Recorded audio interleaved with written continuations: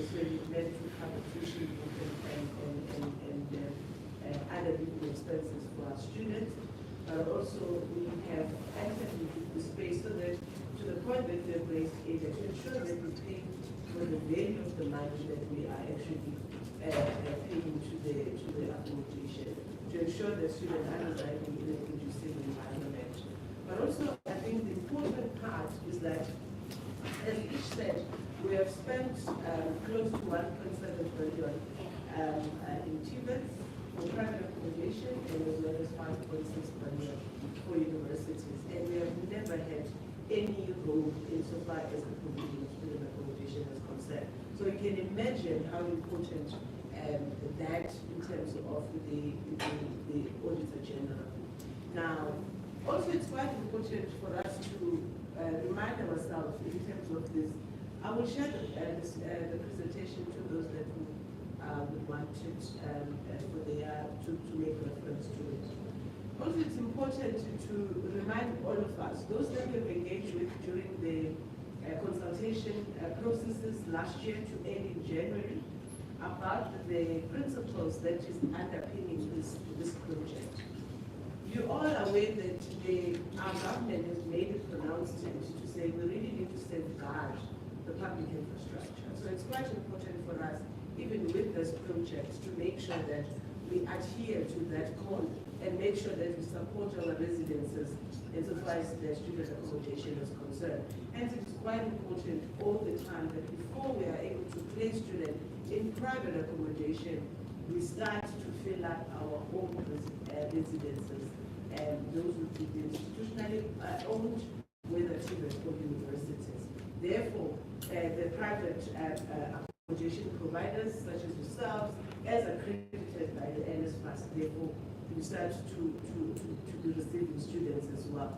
But also it's important, we are aware that, because NSFAS has made this decision to take over student accommodation in the post-school education and training space, we are also aware that institutions also do conduct some accreditation in private providers.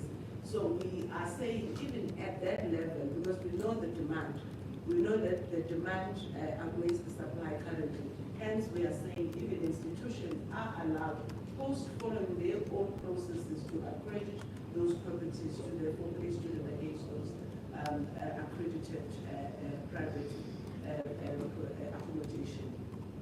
Now, currently, in terms of the steps, you must remember that these are the steps that just speaks to the 40 institutions that we are piloting with for 2024 academic year.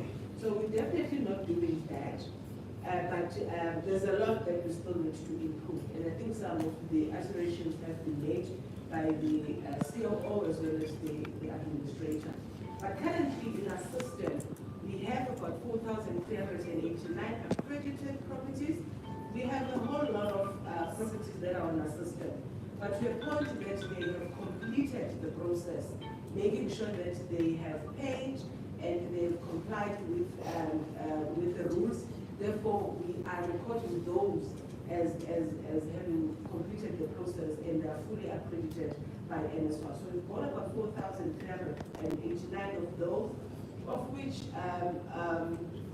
they translate to about 195,000 beds in the system, and in terms of those paid beds. But to date, we have accredited about 180. We are aware that there is an issue and a challenge when it comes to the accreditation of some of the properties. As you can see that we are still lagging behind. We've got about, in our system, 1,657 of the properties that have not been accredited. This has been a result of many issues. Some of them have to do with the non-payment of the accrediting agencies, which we take full responsibility of as an organization, but we've since put in a mechanism to address those issues. But secondly, it has to do with the kinds of reporting that we are getting from this process. Some accrediting agents don't upload the proper documentation that is required. They don't upload the pictures that would assist us to make a determination in terms of the proposed grading that the accrediting agent would have uploaded. So there are many reasons. Either that you leave in the reporting, the report that they submit to NSFAS does not comply. So we've been working through those issues, but finally we have found one another. We have created certain templates to ensure that we comply, and they also comply. So that at the point when they submit invoices, we are not, dealing with administration issues. We simply pay them. As the administrator said, we need to pay where it is due, and we need to make sure that we account for every rent and cents that we are paying. So to date, we have verified about 72,000. I am aware this has been a pain, basically, to many of the accommodation providers, the verification process. But I think what is important, not that we want to defend the student accommodation unit, but what is important that we would want to share is the fact that student accommodation processes kicks in at a tail end of all the processes that we concluded internally by the organization.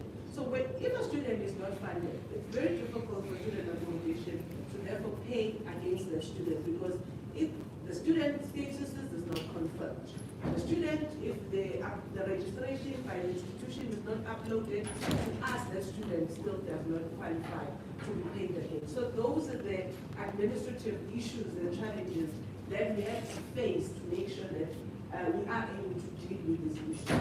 But I always look at the bright side of every side, because in one of the conversations that I had with my team was to say, imagine a situation where all the students that were still stuck in the system, not being confirmed funding statuses, they were not part of the pilot project, because it meant they would not know the statuses.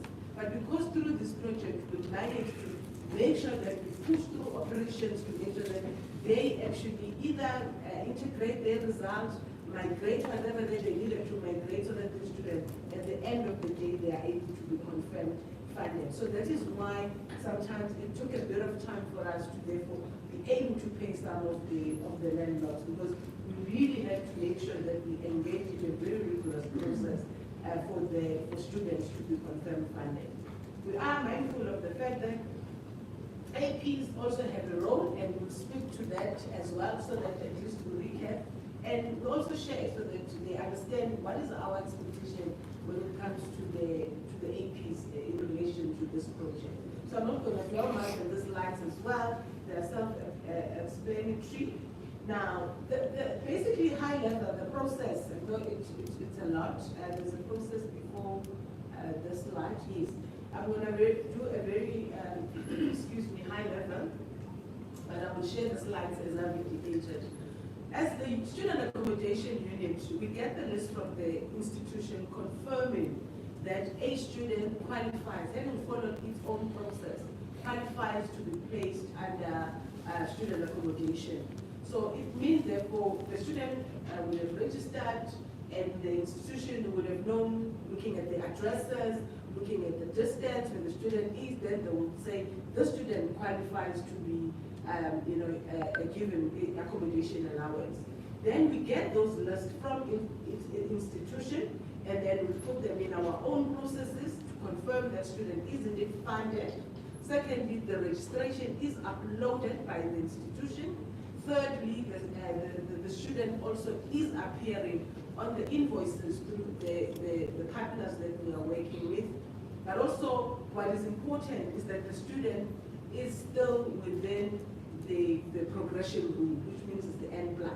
The N+ means the student has not exceeded the stay in the sector. So those are the four sources of information that we subject the process through to make sure that we, at the end of the day, we pay a correct student. So those are the steps that are quite important in the process for NSFAS to pay. Some of the processes are internal and they may not interest you, but of critical is the step that I've mentioned for us to be able to pay a student. To date, in terms of the payments that we have made, for TVET we have made about 89 million, and for university we have made about 384 million. Those that we have confirmed and verified and we can comfortably produce evidence to the Auditor General that these students are ours, they've qualified, they've signed leases with the landlords as well as they've accepted those students, and therefore we are quite happy that we can pay against those. I must say that these numbers as of April, the one that I've just projected. However, on a daily basis, we continue to receive students getting on the portal, applying, signing leases, landlords as well doing the same, ensuring that students that they are residing in their properties are able to download the listers and sign the listers. So having done all that, and with the data exchange, and making sure that we are able to do a catch-up as from February, we are really encouraged to see the numbers that we are talking about today. Because from TVET, we can see an increase from, as of March, it was 5,700, but today we're talking about 15,838 students that we will be paying come end of the month. For universities, the increase has also doubled. We are now talking about 43,000 students that we need to pay come end of May. That translates to the money. That's the next one.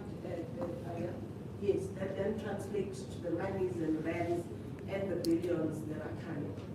And then the challenges at high level, many of the challenges the administration has already alluded to. So I will touch on some of them, and I'm sure some of them you are also aware of, and probably you can, during the conversation, be able to then assist us to address those challenges.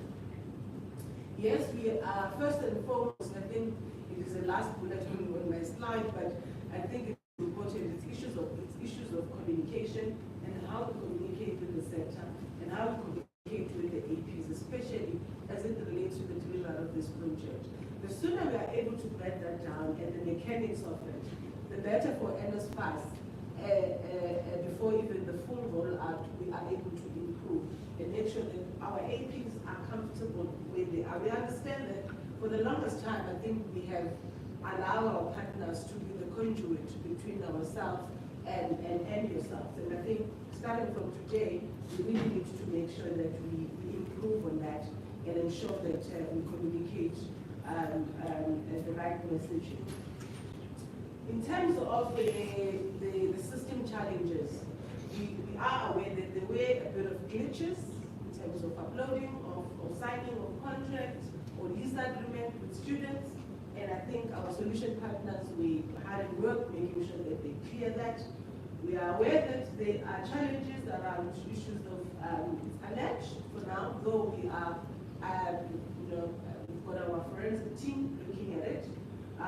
Issues of bribery and collusion, it's quite serious, and this is one of the issues that made NSFAS actually wish to take over this project, because we have seen the infestation of this at the level of institution. Now, if it's starting to rear its show its ugly head in this process, it is quite important for us to really address it adequately. Hence, we have asked our forensic unit to follow through all the cases that we have been receiving from landlords, from students, in relation to the collusion and bribery. We also, I've spoken to the backlog in terms of the accrediting agents, the registration and the accreditation of the properties. I've also spoken about issues of disbursements as I was speaking to the process there. But also we have challenges as it relates to the onboarding, and I think issues of the verification that I've spoken about was top on the agenda for us to make sure that all those students that are already placed in private accommodation, at least we are able to verify so that landlords are able to get monies. And to an extent that the student is not funded, so that we are able to communicate in time with the landlord, so that that student is alerted that we be self-paying, because NSFAS did not approve the funding for their students. So I've also spoken about the pending statuses for the students. We also had issues around the change, and I think working with the student leadership, this is starting to normalize a bit because there has been an expectation, especially before we took over, that students will go and negotiate. They know that they will claim for a maximum cap in the process or from NSFAS, and then go to another property and get a lower rate in terms of rental, and then so that they're able to get change. So this process is also trying to address those issues. And I think it is now, the message is really coming across to students that this will not be acceptable. We have acknowledged the issues and the concerns around the capping, and I think that the administrator also spoke to this. In the afternoon, we'll be talking in detail around the issue of the capping. And then the student hopping and the some allegation of landlords stealing students from another landlord. We are dealing with all those issues. They're quite serious, and we really would like to get cooperation from the landlord, in ensuring that we deal with this issue. We don't have a response as yet. The basic thing what we do is to engage with the institution, to engage with the affected landlord to say, but stop what you're doing, because you are actually inflicting wound on yourself, because from the system that thing is not recorded, and the student will continue to be paid against the landlord that the student signed an agreement with. Now, if the student now is moving to another AP without following a due process, we will continue to pay the old landlord. So we really need to be mindful of those people as well. We are also aware that there are certain challenges when it comes to students not wanting to sign leases. We need to find a mechanism collectively so that students are able to sign those leases and they are locked in those properties, and then landlords are able to be paid correctly and accordingly. I've spoken about the source data that we are relying on when we're to make a payment. Also, of late, our solution partners spoke about some landlords changing their banking details without alerting them, and it also creates a problem for them to receive their money. So it is quite important that we continuously, if you know that you have changed your bank account, you make that known so that you are not left behind. And also that the administrator spoke about the unconducive and unkept environments or properties. We really like to appeal to our landlords. We know at a point where your property, will be inspected, everything is shipshape, is wood, is, Wi-Fi is working, everything, electricity is there. But the moment we leave, something else is the truth. So it is quite important, and we appreciate your support in ensuring that we stop this culture wherein our properties are not keeping to the expectation. We also have a bigger issue when it comes to transport as well, and I think Mr. Roman did touch on it briefly in his remarks as well. It's something that NSFAS is looking at. We are aware that the policy is very clear on what is happening, but some situations may require a different approach, and we are amenable to have those conversations with the sector so that we are able to see how we best, from NSFAS point of view, support that. The issue of student eviction, we would really like to appeal to our landlords. We are what's the English word? We are the guarantor for the students. So maybe before you take such harsh stance, please engage with us. We are really appealing for that. That will assist us to bring stability in the sector. That will help the learning, teaching and learning to continue uninterruptedly. So we really would like to appeal with the landlord. Not saying there are no issues, as the administrators said they are, and we are willing, and we think we are able to actually resolve those issues. Issues of basic service, I think I've spoken about them, and issue of communication. I think high level, as I move towards closure, these are some of the things that we are using in trying to to make sure that we keep this project alive and relevant. We are really trying to streamline the accreditation process. We know that institutions do have their own accreditation processes that they use. We also have ours, but we're trying to streamline that. We're trying to ensure that we standardize it even in terms of the grading tool, so that the sector is understanding. We know that they are referencing the grading tool insofar as our 2025 minimum norms and standards, but also the best practice is quite important. Monitoring and evaluation mechanism, as the administrator spoke about the capacity, those will also come and assist us even to QA the work that is done by us, our solution partners, even by the landlords as well. Now, I think what's important as well, currently the arrangement, you know that we've got from grade A to grade E. And the plan is that going forward, we'll be able to phase in grade E so that we at least keep up with the highest levels in terms of the student accommodation provision. So we'll continue to encourage our landlords to upgrade and improve their properties. Also, what we are busy with is to plan for the other cycles. We know in the academic calendar we've got a number of cycles. It's quite important as well that we share with yourselves. We don't, some of it, we can't anticipate or expect that APs will understand our cycle as the sector. So it's quite important for us to continuously educate our landlords with our planning cycle in the system. The issues that we are busy considering and grappling with, which with your input today will also be able to strengthen the finalization of those issues, are issues of transaction fees that have been spoken about, issues of capping in terms of reclassification, the national plan on transport, to put in plans there, policy issues. I know some landlords have been calling me, DDG,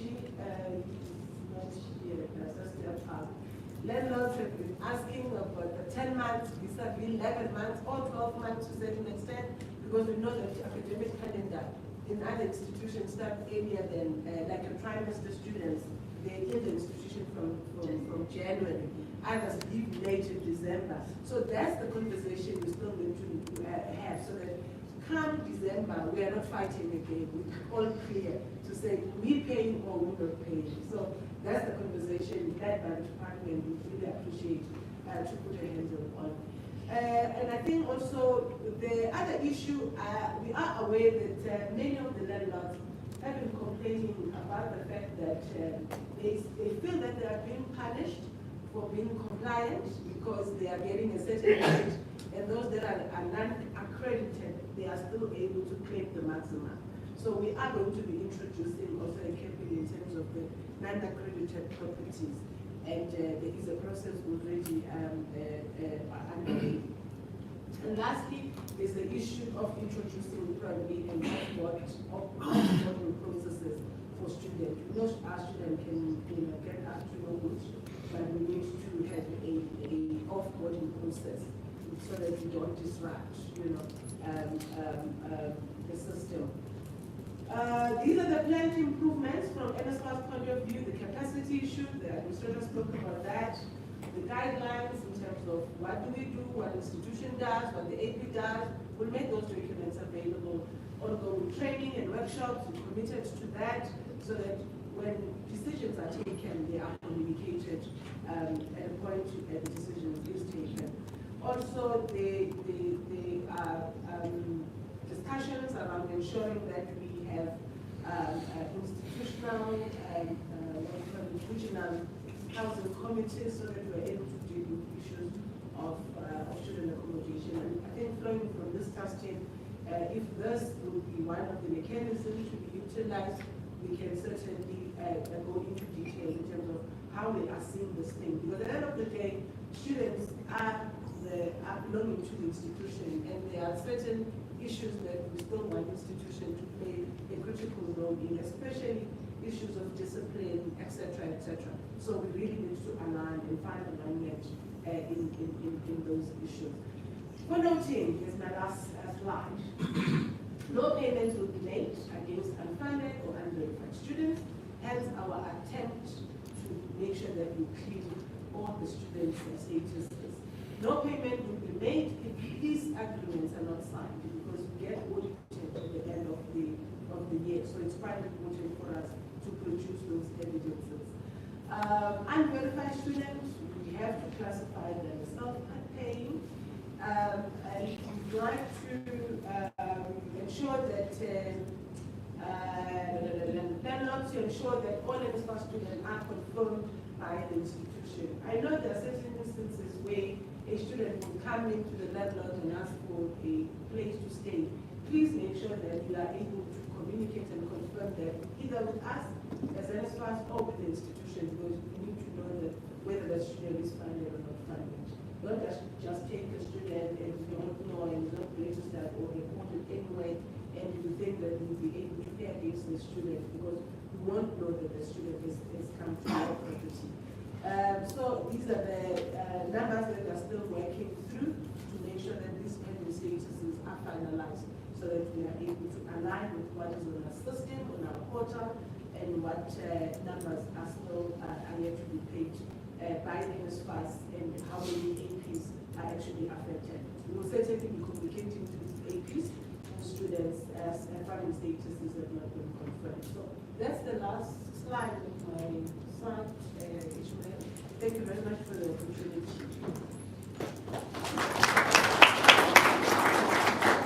Thank you very much, Mama.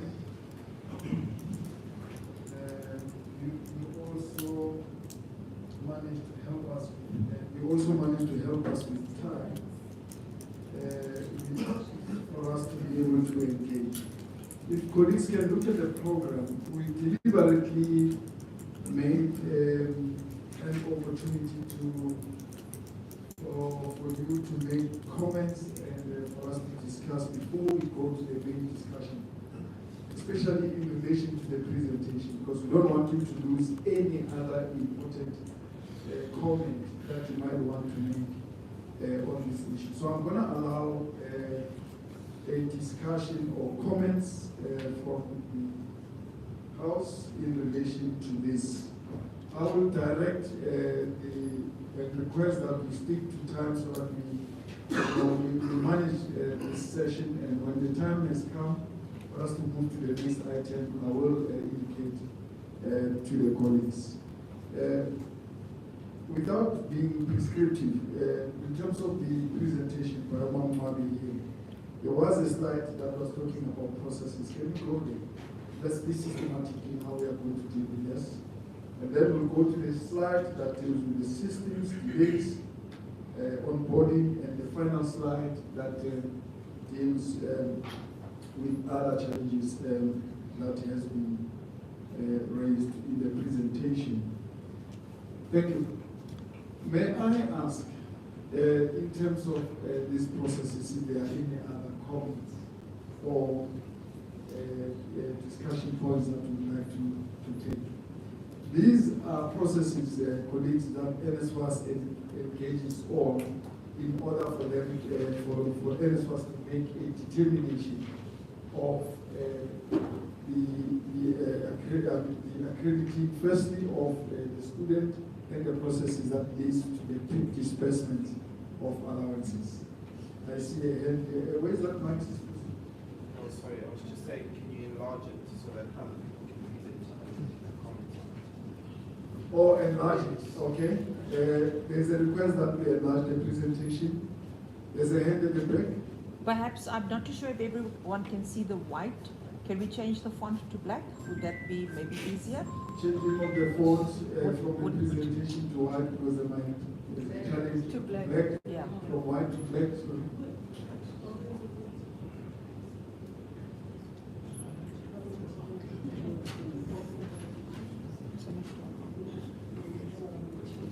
So you decided to test someone's. I see you decided to test someone's Microsoft skills. Once we are doing that, there's a question here. Thank you. So if you're discussing the process, where does it says the collection team receives a list of qualified beneficiaries from institutions in a required template. But before that, the institutions need to receive the NSFAS list. Is that correct? So I've been in the industry for about just over 10 years, and there always seems to be a lag we deal with UJ primarily, between the institution receiving the correct information from NSFAS and NSFAS receiving information back from UJ. How is that going to be remedied going forward? Because that's always something that creates an incredible schism in terms of us receiving our payments. The flow of information between NSFAS and institutions at the beginning of the processes. Can we note that? Is it helpful? Thank you. Lumis from PSHA. So maybe to add to that, we're going to use UJ a lot because is there any problem with UJ? No, we're just going to use them as a case study. So in addition to what's being mentioned, and maybe to provide a little bit of context, is we've had ongoing challenges with UJ, and there's a decent engagement happening now. So they've actually responded to us, right? Because the challenge has always been understanding what exactly is the process, what exactly is the backlog. So what they've explained to us, and so we see the process there. So there's been a few interesting things that they've said informally. So the one is in relation to the payments, April to July, is they say that the payment of allowances from NSFAS has been restricted only to the months of February and March. Right? So it means they have no instruction. So that means you can follow this process entirely. There's no instruction from NSFAS in relation to those months. So I think that's a question that needs to be answered, independent of the process. And they say that they have not received, I guess as a consequence, sufficient funds to be able to pay. So again, you follow this process, but they don't have the funds to disperse. So I think those are important issues for us to try and understand. They've also added here that UJ does not have a list that identifies, I guess, the providers in the pilot program. So again, I'm not sure how they are then supposed to complete their administration process without a list from NSFAS. So there are a lot more questions, but just a few. Are you now ready for your question? I think number 3 here. Okay, please proceed. We are noting, we'll note 5 hands, colleagues, and provide responses so that we will note. So we are at number 3, the 4th, and we'll be the 5th. And I'll take the second round of questions. We'll come back again. Thank you. Okay, so my biggest concern is the verified lists, because I see that the verified lists are available, right? And they say the portal partners, they engage the landlords to start to onboard students. And I understand that the reason why we are currently in this process is because there's an issue of verification of students. So my question is, if the verified lists are there and we are onboarding, why are the students, and I'm also proposing the solutions, because when the students register, the funding status, they should know by that time that they are funded, I'm assuming. So the funding status on their profiles doesn't allow them to populate that. So whilst we have not received the verified list, we should be able to at least see when we're onboarding our students that these students are funded or not. So the biggest concern right now is the transparency of the verified list for students, and which is why we are sitting with the case of, are we going to get the right amount or not? And I think that's where I think if the verified lists are there, can we then create a situation where we can then see when we're onboarding that it's verified from the onset? Thank you.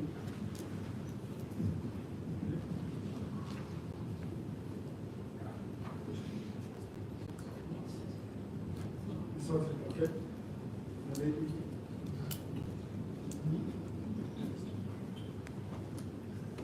Thank you, Chairperson. You will then assist me in allocating whether it is on the process or not, but I'm covered in terms of verification. And then of students. that I'm not too sure whether it goes before or in the process of the student registration, where you will find out that especially TVET colleges, that the results for matric will come on the 18th, and we will then allow students to register. And you will find out that there is a challenge with regards to those students. And apart from that, the late verification of student list also is a challenge to us, because students start maybe on the 15th or 20th of January. I'm just giving examples, and they're supposed to be on these private properties in further. And it also becomes a problem because they have to stay somewhere from those days, from the 15th, and the landlord, where they are staying, that are not accredited, want them to sign the lease.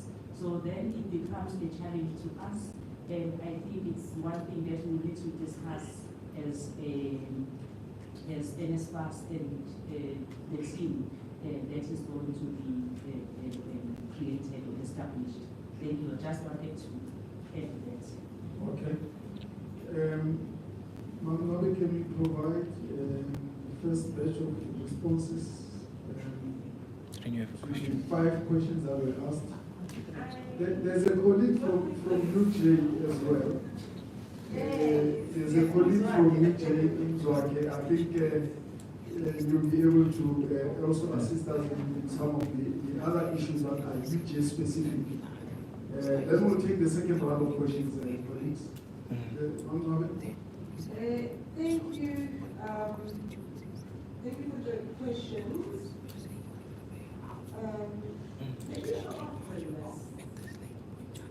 It is correct that I think important institutions have access to the system to be able to see who's funded or not funded. Obviously, it's a global list of students that are funded or not funded.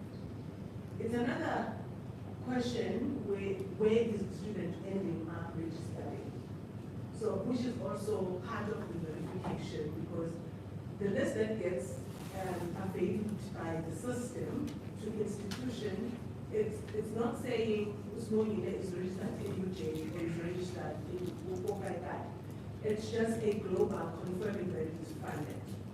In the value chain, the only thing that we are finalizing now, we've been talking about it, is that NSFAS should, in the funding statuses, pronounce the state as having done all the checks. Because sometimes what happens is that the student register and the status will immediately say provisionally funded. The provisionally funded takes into account that while the system must still check whether the student is not still has a progression, can still progress, hasn't overstayed in the sector. So those are the things, and they come post the pronouncement of provisionally funded status, which is something that we need to deal with and we are dealing with. Because then at that point, the verification will assist the APs so that when a student comes and they're able to have a view of that student and will be verified, then they will be able to onboard the student. So maybe it's the mechanics of how the process is unfolding and making sure that we are able to align. For me, that's quite important to conclude on as a matter of urgency. And then the issue of the informal conversation around the April, July, and UJ, I'm sure we'll touch on that and probably we'll come so that we appreciate the context of which was said and we are able to therefore respond. Because I remember that with the advances, we were clear to say institution can pay for February and March, and also they are able to pay the landlord, but maybe from April that's where the issue is. To say from April to July, there hasn't been a clear communication or a directive from NSFAS to say you need to continue paying or not to pay. But what I can say in this instance, as it relates to the NSFAS, we had agreed with the proposed institutions that we will be piloting, even if with a small cohort of students. Now, when it comes to EUJ, obviously it came in the process quite late because of the engagements that we still happening between ourselves and the EUJ, so that we are able to finalize.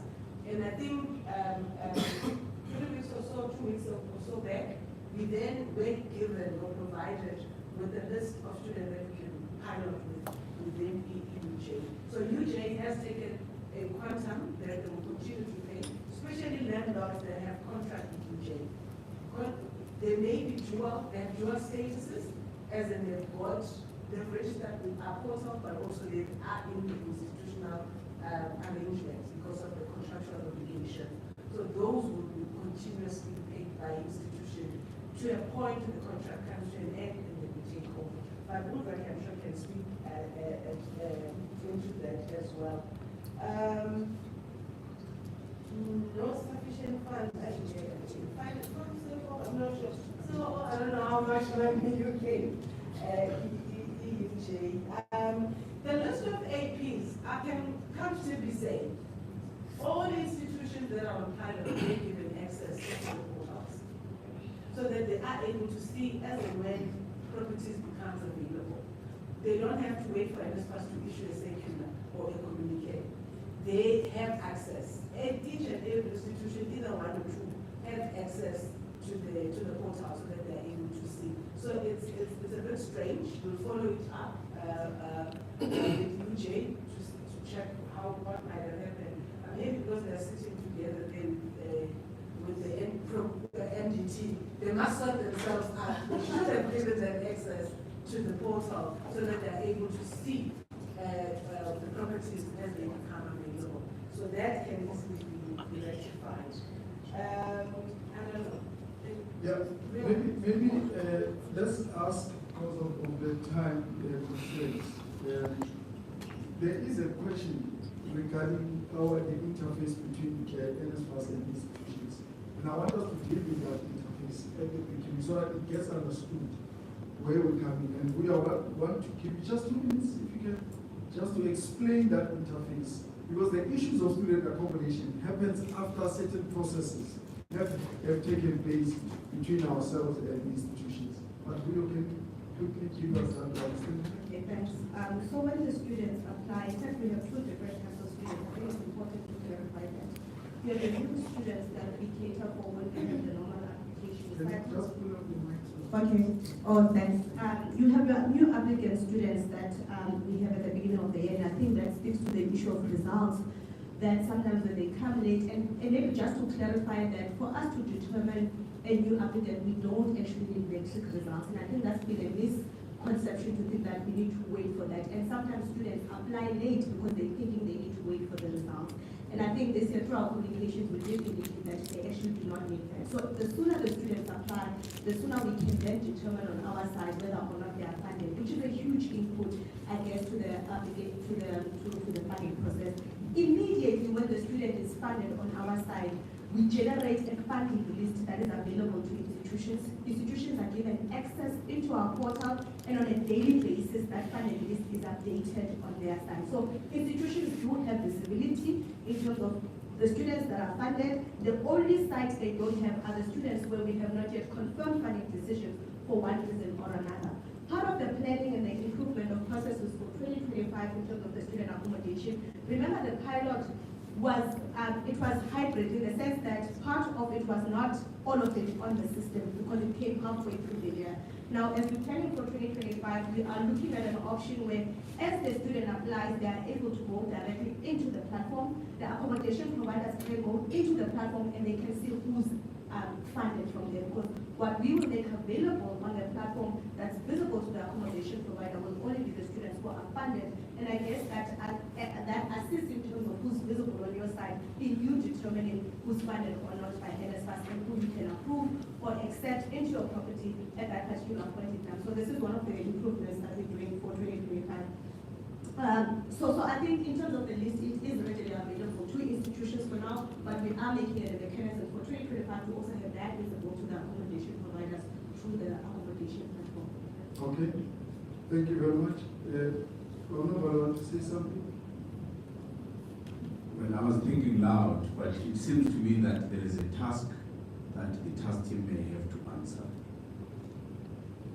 And that task would be something like, what gives the accommodation provider the confidence that a particular student can be admitted into the accommodation because that student is funded? And by whom is it funded? If it's NSFAS, by NSFAS. So that conversation in the task team would have to tighten that up so that we've got an agreed set of requirements that would enable us to reconcile easily as well between ourselves and the accommodation providers. I think the discussion that has taken place gives a responsibility so that we can agree, all of us, this is what we need, and this is how we make the verification at a certain point. Thank you very much. In the interest of time, okay, let me give it to you on the UJ issue, because I think some of them they cut across. Well, UJ is coming in, so that the questions that might not be answered now and are different to the questions that have been raised, I will ask that please don't lose your question, but find a way that that question comes to us. Every question raised in this forum, we will provide a written answer to, and we'll have a part on the website that's called question and answers, and to refer to this event. And every question that has been raised will provide a written answer there, so that we've got transparency on these things, and then we can have a record as well. Just in case we run out of time before your question is raised, I don't know what email you guys would use or whatever, but let's try and get that question so that it can still be answered. I can also assure colleagues that we are still going to have a discussion after all the presentations have been made. So some of the issues might be here at that particular point in time. So we will have time to engage, but with the advice that is provided here, we will take those limited questions so that they can be answered. Should we not respond to everything? I think maybe just to pick up on the point that was made by Fui with regards to the funded list. And as Ms. Mora has indicated, that becomes a global list. So what is critical for us as NSFAS, and I'm just talking about the flow of information, is the registration date. Because that actually tells us that if this particular student has now been claimed by any institution, so it's now specific. So now that actually helps us determining the amount of allowances that needs to be paid to a student, and then also with regards to where they are, and ultimately going into what student accommodation will require. And I'm referring to the unit now. Because that the registration data is not just about the funded list alone, but it provides the whole grade of data, I would say, because it determines the allowances and even as far as what the accommodation providers can, because we now know where the student is. Thanks.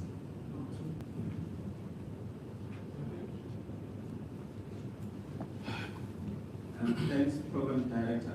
Program Director, I just wanted to mention that the issues that are being raised might sound like institutional issues, but these are some of the sector issues that we do face, and I'm happy to reflect on it when I'm speaking on behalf of USA. But on the UJ, I think Ms. Boyle did indicate to say there was an issue with regards to clarity on the payments from April to July. I don't want to mention a lot because I'm in engagement with Tolani. I mean, the last engagement that we had was yesterday to just resolve the issues on the payments, and we will engage with the service providers just to update them where we are on the payments, and we will act speedily. Thanks. Okay. Thank you very much. I think we have responded. Can I quickly take a few hands? Please just be crisp so that we can close the session and go to the next one. Thank you very much. We appreciate the fact that there will be modification to the system so that next year will be much easier for us to identify funding status. Is there any opportunity for associations to have access to the global list? Because the timing is the challenge for us. We have a student at our doorstep that needs accommodation. We have to wait 2 to 3 days and sometimes a week to confirm the status. Is there any other way in which we can confirm a status? It will make it easier for us also to identify when the student is defunded.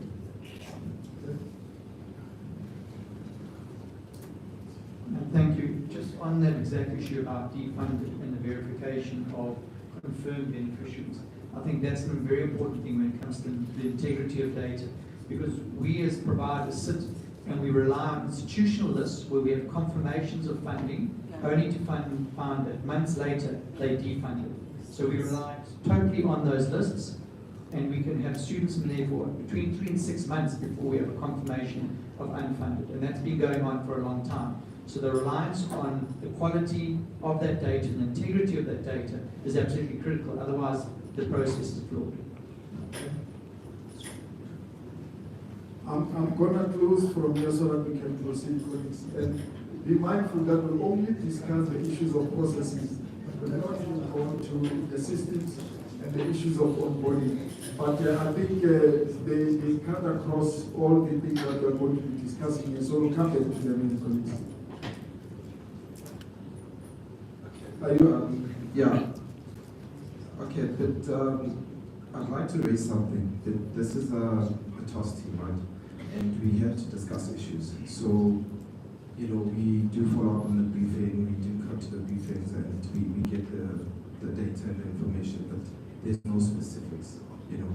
And we are here today as well. And I think my former colleague asked the question, there's still no specifics, you know. It's like we sit with, I don't want to, name the institution, but we sit with the institution and we raise the questions, and we get told that it's, we get told that it's, no, it's not about, it's we get told it's NSFAS, and we are sitting with NSFAS, and the very same question is asked, but we're not giving specifics. I think, we do incur expenses, and all we ask is, has NSFAS paid you? And we need to know if the problem is NSFAS or the problem is the institution. And then we can be, who do we deal with? Do we go to the NSFAS and say, guys, Mr. Freeman, why are you not paying the institutions? Where is the money? We 4 months into the year, but my colleague did say they're going to have a stakeholder engagement meeting where they're going to discuss it. But we're here to seek specifics so that we can provide to our members and say, yes, this has happened, this is growing and so forth. I don't want to delay it. And I appreciate my colleague saying that global list needs to be, it's actually a national list, it needs to be national to us as well. So we have access to the list. What is the list? Who are the students? I appreciate the process that the colleague has mentioned, that the accommodation provider, the students will only be accessible to accommodation providers. I'd like to see that when the time comes, we'd actually see that. And the last question for me is, and the problem is the late funding confirmation. For years, students are getting funded in November. I don't know who gets funded in December, and payments get processed. We don't want to, deal with that. And who gets actually funded in between the academic calendar? That's also a problem. So I don't want to get into the technicalities of the data integrity of NSFAS, but I used to work in the IT space. But already I'm seeing a data problem from NSFAS integrating to the institutions. It's national. I don't know how that's going to be resolved, but until that's resolved, then everything can run smoothly. But that is a big concern for us. Thank you. Okay. Let me close with you. I think there's no, but are you not from the state? Can we reach a compromise and then we'll come back? Sorry. I thought that you were stating your points as well. We'll come back. I'm sorry for that.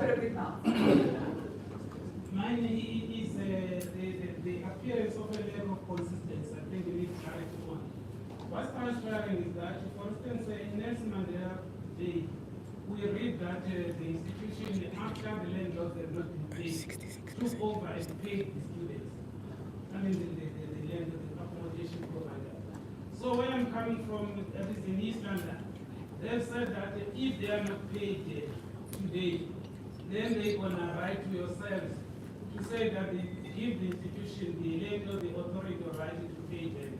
So we just want a consistency statement that wants to say that the institutions can pay if by this time everything the institution is saying is right, it doesn't know why we are not paid.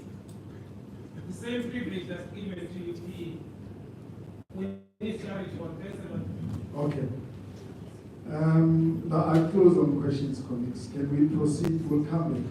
Because I know that there are so many other issues on these presentations that we might want to deal with, but we'll give associations an opportunity to reflect. We've got Yusuf in our midst, we've got Sabco, we've got Safeta, South, and yourselves to reflect on some of these issues. What I can say, colleagues, is that there are issues that are dependable on the sector as a whole that NSFAS has to deal with. There are issues which are, for example, there was a mention of late results. That is beyond NSFAS competencies. It's decided elsewhere by the DPE and also the interested parties, the Department of Education and Training, and I'm aware that there are discussions relating to the impact of that late results. But where we don't have an excuse are the returning students, because with those between ourselves and institutions, we can manage that process better. The only challenge, as I'm saying, are the new students that are coming within the system. And I think we would definitely need to reflect on that process.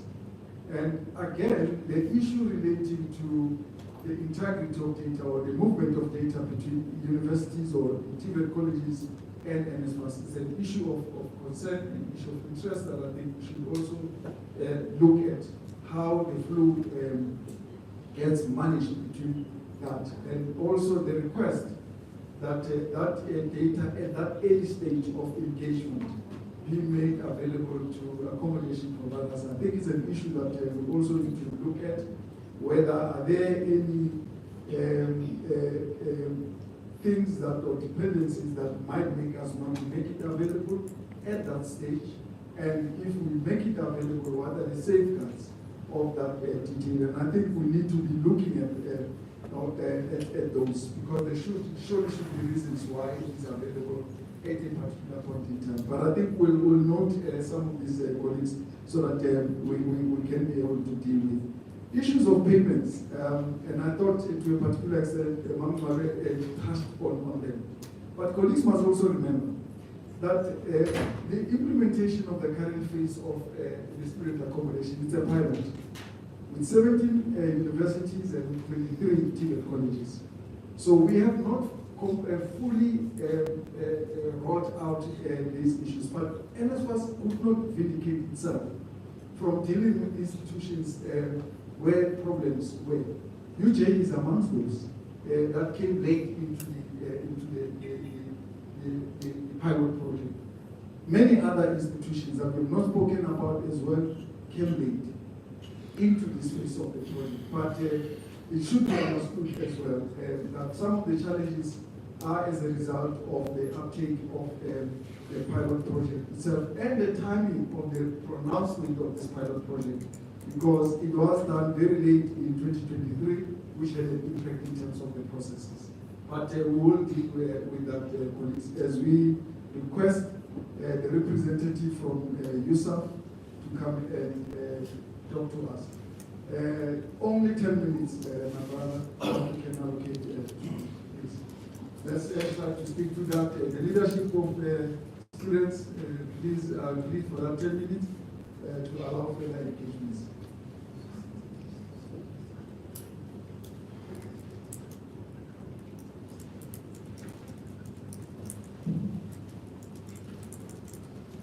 Morning, colleagues, once again. NSFAS administrator and colleagues, to the DHEAD colleagues, SAUS and SAPETA, to the student accommodation providers, and also all other colleagues. So I'm standing here representing Yusuf, Program Director. I do not really want to dwell on UJ as affiliation, but I will touch on UJ a bit. Just to start by saying that